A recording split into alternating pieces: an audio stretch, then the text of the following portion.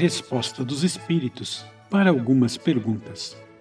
Pergunta: como os espíritos podem agir sobre a matéria? Isso parece contrário a todas as ideias que fazemos da natureza dos espíritos. Resposta: segundo vós, o espírito não é nada, e isso é um erro. Já lhes dissemos que o espírito é alguma coisa. Daí, por que pode agir por si mesmo? Em seu mundo, porém, é muito grosseiro para que ele possa fazê-lo sem um intermediário, isso é, sem o laço que une o espírito à matéria. Observação: sendo material o próprio laço que une o espírito à matéria, ou pelo menos impalpável, essa resposta não resolveria a questão se não tivéssemos o exemplo de forças igualmente imponderáveis agindo sobre a matéria. É assim que o pensamento é a causa primeira de todos os nossos movimentos voluntários, que a eletricidade derruba, levanta e transporta massas inertes. Do fato de não se conhecer o motor, seria ilógico concluir que ele não existe. Portanto, o espírito pode ter alavancas que nos são desconhecidas. A natureza prova diariamente que o poder não se detém no testemunho dos sentidos. Nos fenômenos espíritas, a causa imediata é incontestavelmente um agente físico, mas a causa primeira é uma inteligência que age sobre esse agente, como o nosso pensamento age sobre nossos membros. Quando queremos bater, é nosso braço que age, não é o pensamento que bate. Ele dirige o braço.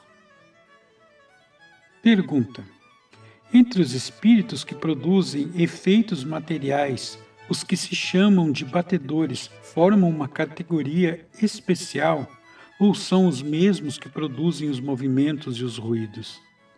Resposta: o mesmo espírito certamente pode produzir efeitos muito diversos, mas há os que se ocupam mais particularmente de certas coisas, como entre vocês há os ferreiros e os que fazem trabalhos pesados. Pergunta: o espírito que age sobre corpos sólidos, seja para movê-los, seja para bater, encontra-se na própria substância do corpo ou fora dela? A resposta: uma coisa e outra. Dissemos que a matéria não é um obstáculo para os espíritos, eles penetram tudo. Pergunta: as manifestações materiais, tais como os ruídos, o movimento dos objetos e todos esses fenômenos que gostamos de provocar frequentemente, são produzidos indistintamente pelos espíritos superiores e inferiores? Resposta: apenas os espíritos inferiores se ocupam dessas coisas. Por vezes, os espíritos superiores servem-se deles como faria com um carregador, a fim de levar a escutá-los. Vocês podem crer que os espíritos de uma ordem superior estejam às suas ordens para lhes divertir com a difamação? É como se perguntasseis se em seu mundo são os homens sábios e sérios que fazem os papéis de malabaristas e bufões.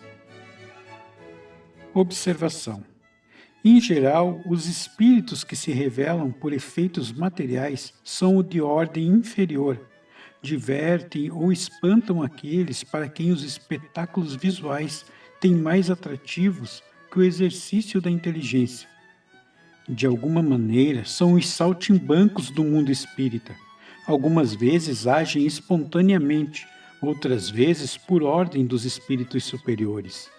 Se as comunicações dos espíritos superiores oferecem um interesse mais sério, as manifestações físicas têm igualmente utilidade para o observador.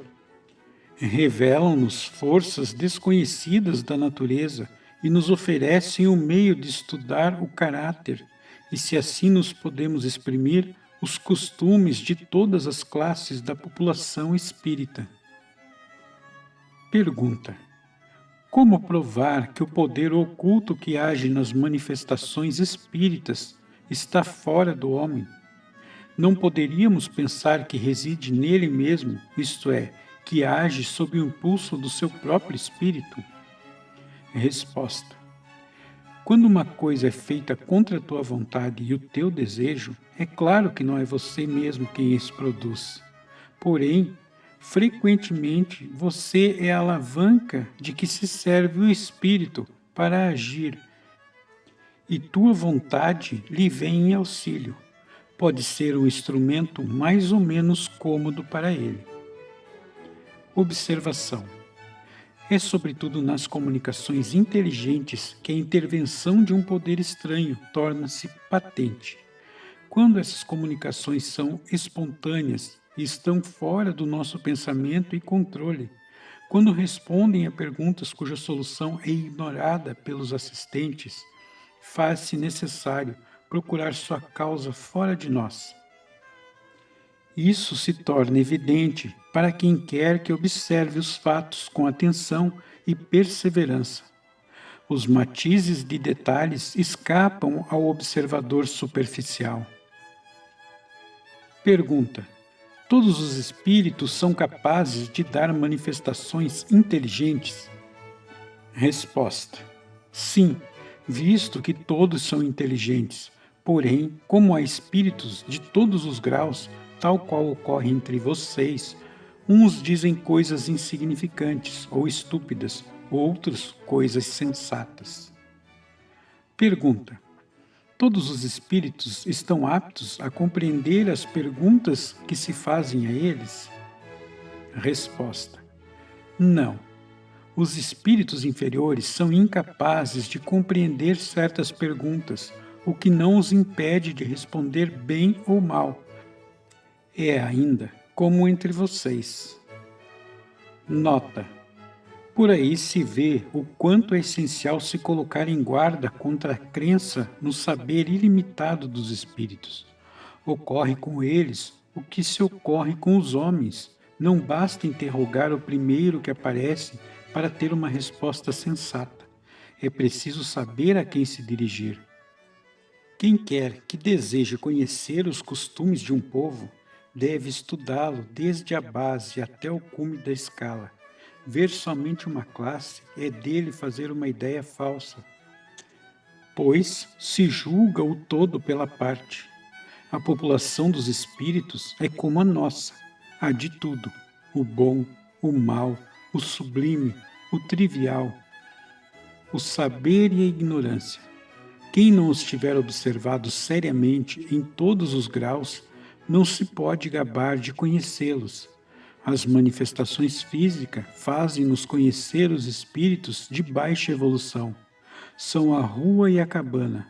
As comunicações instrutivas e sábias põem-nos em relação com os espíritos elevados. São a elite da sociedade, o castelo e o instituto.